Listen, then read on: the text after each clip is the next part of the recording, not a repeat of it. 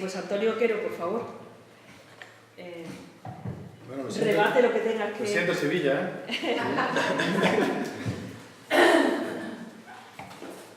ahora, cada vez más en Europa y en el Parlamento, Parlamentos desplazáis de Bruselas a Estrasburgo, cada mes, y en la Comisión cada vez hacemos más videoconferencias, pero salen un poquito más... Se ve que hay más recursos, ¿no? Bueno.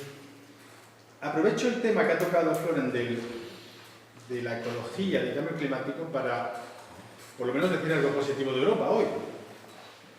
Y yo creo que es honesto decir que los europeos y la Unión Europea estamos empujando una ambición medioambiental digna. Siempre, por supuesto, se puede esperar más, pero, por ejemplo, frente a ese desafío planetario, que cuando decía que la Unión Europea consiste en compartir soberanía, es también compartir soberanía frente a desafíos que no separan las fronteras, como puede ser los flujos migratorios, que Floren decía, pero el medio ambiente, el cambio climático es algo que no sabe de fronteras.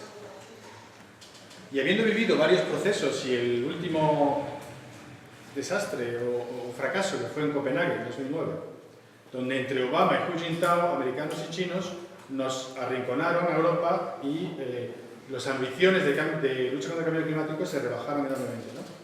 Ahora en 2015 habrá otro intento, esta vez en París. No, por lo menos ahí Europa sí que se autoexige, para dar ejemplo a otras regiones, porque Estados Unidos no quiere hacer el mismo esfuerzo que nosotros. Si estamos consumiendo 3 veces el planeta es porque el ciudadano estadounidense todavía quiere conducir vehículos que consumen 20 litros a los 100. Y China o India, por ejemplo, nos dicen: ustedes han tenido 200 años para desarrollarse y contaminar el planeta, y ahora que nosotros queremos crecer, no nos quieren dejar, ¿no? Entonces ahí Europa ha tenido una actitud valiente, ambiciosa, de decir: nosotros mismos vamos a autoimponer una serie de reducciones en cuanto a renovables, energía eficiente, objetivos, etcétera, más ambiciosas que cualquier otra región, porque creemos en ello. Y un paréntesis: si Europa está tan en mano de los lobbies, si Europa es tan de los mercaderes, ¿cómo es que Europa exige a su industria estándares medioambientales mucho más elevados que el del resto del mundo? ¿Cómo es que Europa defiende los derechos de los pasajeros contra las compañías aéreas? ¿Cómo es que Europa defiende los consumidores de telefonía móvil y de roaming contra las grandes corporaciones telefónicas? ¿Cómo es que Europa le pone multas centenares de millones o miles de millones a los grandes multinacionales, como ThyssenKrupp, por ejemplo? ¿Cómo es que Europa multa y persigue penalmente a esos grandes bancos que manipulan el Euribor? Cierro el paréntesis, lo digo a la hora de quién manda en Europa. Pues Europa se ha autoexigido eso y además ha creado fondos para ayudar a los países en desarrollo a poder hacer frente a su desarrollo, pero contaminando menos. Transfiriendo tecnología, transfiriendo fondos. No han sido decisiones fáciles. Nuestros países menos desarrollados, los países del este, se oponían, con Polonia a la cabeza, pero eso es Europa. Hay que conseguir juntar voluntades, no que decir que aquí a lo mejor nos parezca que queremos estar en Europa, pero ahora convence a los británicos, convence a los alemanes, convence a los suecos, etc.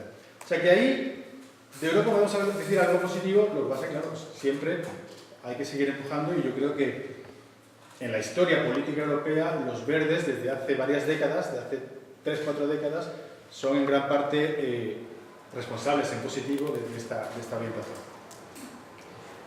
Pero bien, en la deuda que tenemos, si sospechamos que la deuda es en parte legítima,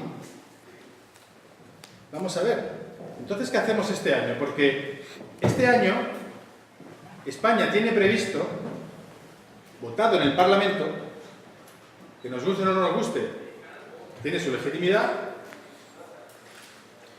ha votado que pidamos otros 60.000 millones de euros prestados este año. ¿Y para qué los pedimos? Para muchas cosas, entre otras para rescatar autopistas, de la famosa triple A que has dicho también. Pero también para pagar nóminas de maestros, de enfermeras, de policías, materiales históricos, etc. Entonces, sí, ¿hay que ir legítimo? ¿Pedimos o no pedimos esa deuda? ¿Esos 50 o 60 millones los pedimos o no los pedimos? Y si no los pedimos, ¿qué cortamos? Porque si hay solo un euro, ¿qué hago? ¿Una escuela, un hospital o un cuartel? O una valla en cerca.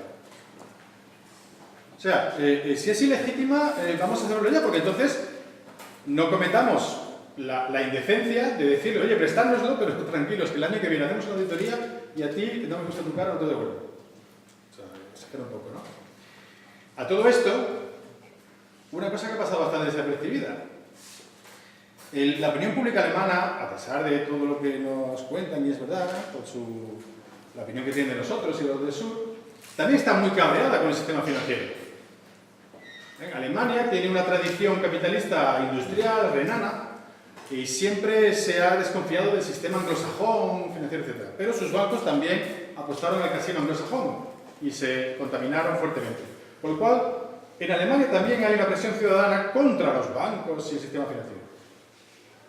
Eso hizo que en los sucesivos rescates que hemos tenido que hacer de Grecia, llegó un momento, primero que hicimos fue en 2010, luego llegó un momento en julio de 2011, en el que fue la señora Merkel la que dijo, un momento, esta deuda griega la vamos a canjear y lo que ustedes deben a los bancos, en gran parte se va a devolver y nos lo van a deber a nosotros, que es lo que expliqué en la primera parte. Pero ahora bien, dijo Merkel, pero esos bancos que han prestado, porque se dice mucho eso de que estamos rescatando bancos alemanes y franceses cuando rescatamos un país porque es a quien le debemos. Dijo Merkel, esos bancos tienen que aceptar una quita. Y los bancos, de media, entre un 30 y 40% de los tenedores de deuda griega tuvieron que hacer una quita impuesta, pero legalmente voluntaria. Eso es un truco porque si no era voluntaria, era como un impago, se disparaban los seguros de impago y había un problema, ¿no? El Banco Central Europeo se oponía. Bueno, pues esto que podemos estar de acuerdo, está bien, es verdad. Estos bancos que arriesgaron en prestar a este país, pues ahora que asuman parte del riesgo, eso hizo que a los pocos días, hablo de julio de 2011, la prima de riesgo española e italiana se fuera a las nubes. Que acabó en la famosa carta de Trichet, que creo que a lo mejor es uno de los símbolos, lo que tú decías, de la crisis democrática de la que caemos. Hemos estado haciendo unos rescates con un desprecio total a la democracia. Está esa carta de Trichet, que bueno, Zapatero tampoco le hizo caso en todo, pero le hizo caso en otras cosas. Pero por ejemplo, en junio de 2011 también hubo elecciones en Portugal.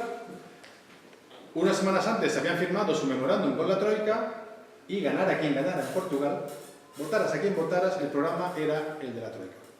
Lo cual también ahí nos plantea un problema de democracia, ¿no? Pero hicimos una quita que nos parecía bien y eso desestabilizó más los mercados y nos hundió a nosotros aún más, españoles y italianos. Entonces, si la deuda, lo de ilegítima está un poco por determinar. Si no este año, ¿qué hacemos? ¿Qué hacemos este año? Y si es jugar con fuego, porque de lo que se trata es poder seguir financiándose, hay que tratar con prudencia este tema, pero lo cual no quiere decir que es lo que domina hoy y lo que mi partido hoy todavía no consigue encontrar, decir no hay alternativa. Sí puede haber alternativa. Si recuperamos los ciudadanos soberanía económica.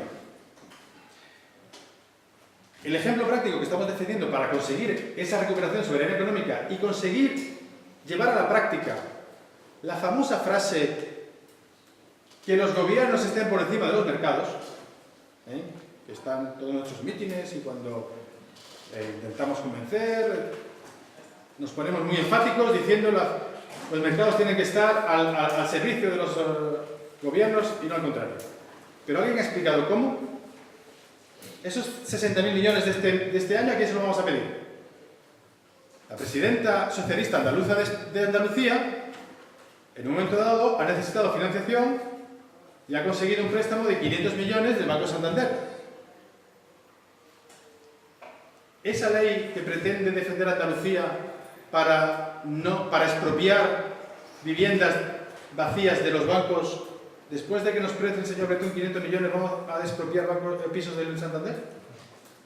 Nuestra soberanía está entregada ahí. Entonces, aquí promovemos una propuesta que, además de servir a esta concepción de soberanía, aporta también una respuesta que debería estar en todos los programas para estas elecciones europeas y que prácticamente no está.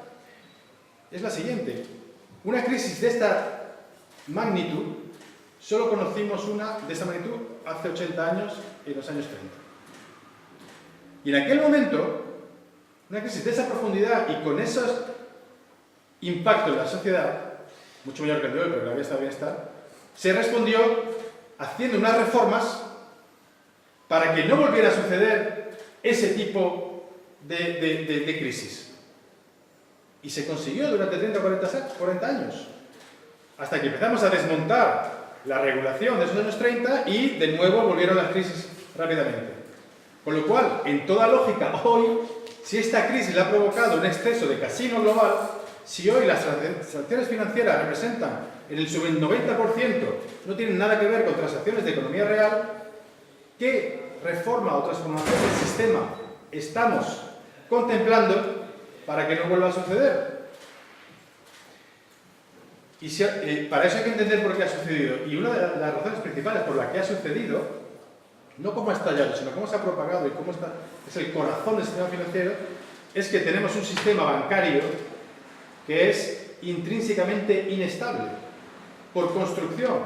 Pero es una construcción histórica, no es una construcción porque los manuales de economía dicen que se haga así. Es una construcción que a través de los 200, 300 años de historia bancaria, en esos 200 años los estados solo han conseguido ser un actor económico los últimos 80, antes no. Y la inestabilidad viene por dos partes. Una, porque de unos pocos, son muchos, pero de unos pocos depósitos, la banca y el sistema financiero multiplica todo eso en crédito, en apalancamiento, y tenemos una pirámide invertida con un poco de depósitos abajo y toda una bola que se va abriendo hacia arriba. Una pirámide que es inestable por construcción. Y además tenemos una segunda inestabilidad, y es que un banco hoy, si tenéis algún conocimiento rudimentario de contabilidad, sabéis que los balances de las empresas tienen un activo y un pasivo. El pasivo de los bancos son básicamente los depósitos. Porque los depósitos, cuando metéis 100 euros, 100, si tenéis 10 euros en vuestra cuenta, ya no son vuestros, son del banco.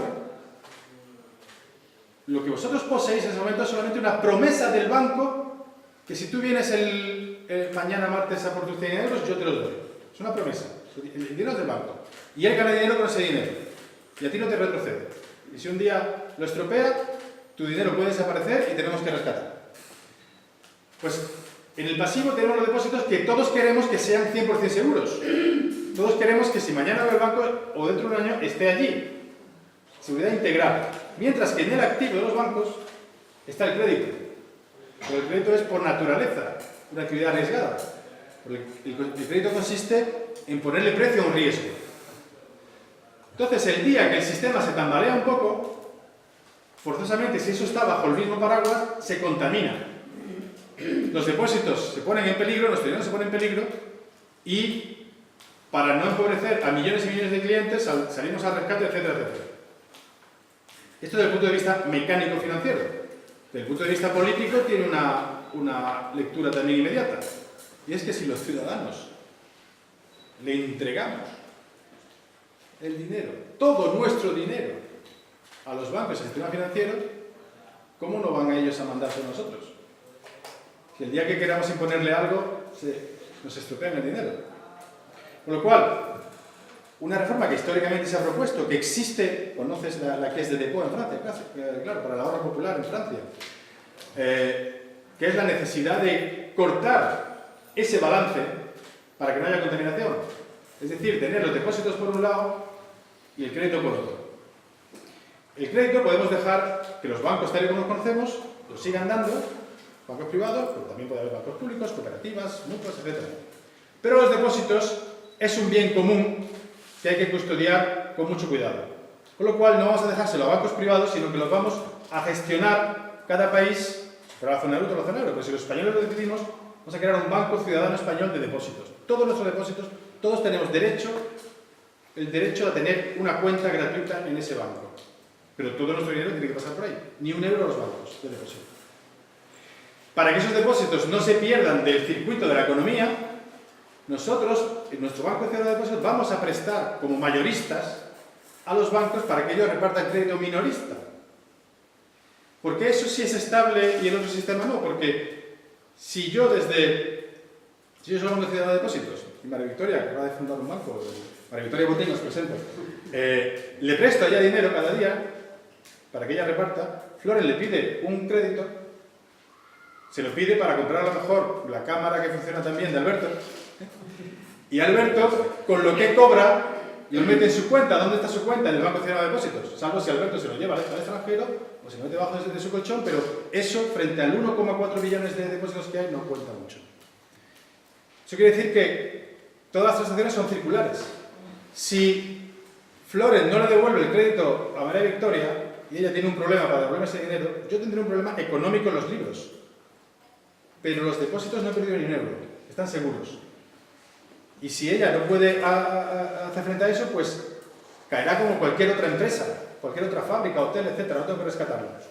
Y dos beneficios de este sistema, además, que explica ahora de la deuda que estamos hablando. Uno, yo a María Victoria Botín no le regalo el dinero, se lo cobro. Por lo cual estamos hablando de unos ingresos fiscales nuevos, importantes. Y dos, la gestión de los depósitos en el día a día, muchos de ellos van a la compra de deuda soberana, de bonos del Estado, que es el activo más seguro. Eso quiere decir que nosotros, si constituimos un Banco Ciudadano de Depósitos, disponemos de un fondo público para comprar deuda española, por ejemplo, al precio justo. Si hoy los mercados, porque está mal diseñada la zona euro, el Banco Central Europeo no quiere comprar deuda, etc., no están aplicando el precio justo, nosotros sí podemos aplicarlo. Y sí que podemos tener confianza y no cerrarle la ventanilla y abocar a un rescate. Porque ese Banco Ciudadano de Depósitos no necesita intercambiar esos bonos en el mercado. Con lo cual lo que estamos consiguiendo es la independencia del Estado de los mercados. Estamos recuperando soberanía. Y esto es factible, si estando en la Comisión no lo diría si no fuera así. Dentro de la Unión Económica y Monetaria, no va contra las leyes de la zona euro, pero es fundamental para construir un plan, ir a Bruselas y hablar ya en otra relación de fuerzas, con el resto de Europa o con Alemania. Esto es recuperar soberanía y es factible desde hoy aquí en España. No es responsable, no es honesto que desde la política de los propios políticos hagamos propuestas que dependan de otros países en los que no votamos en Alemania, con lo cual no hagamos propuestas que dependan de que los alemanes quieran algo.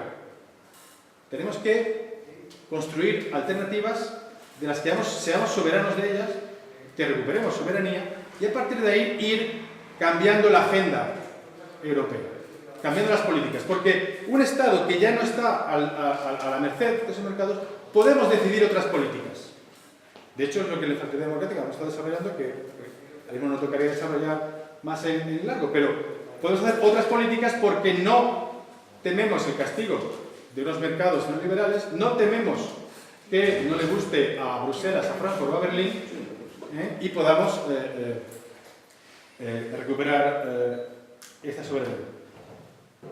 Importantísimo, creo que, y si Floren lo toca, me gustaría que el debate también fuera un poco por ahí, por supuesto que esta crisis también ha revelado la crisis de la democracia.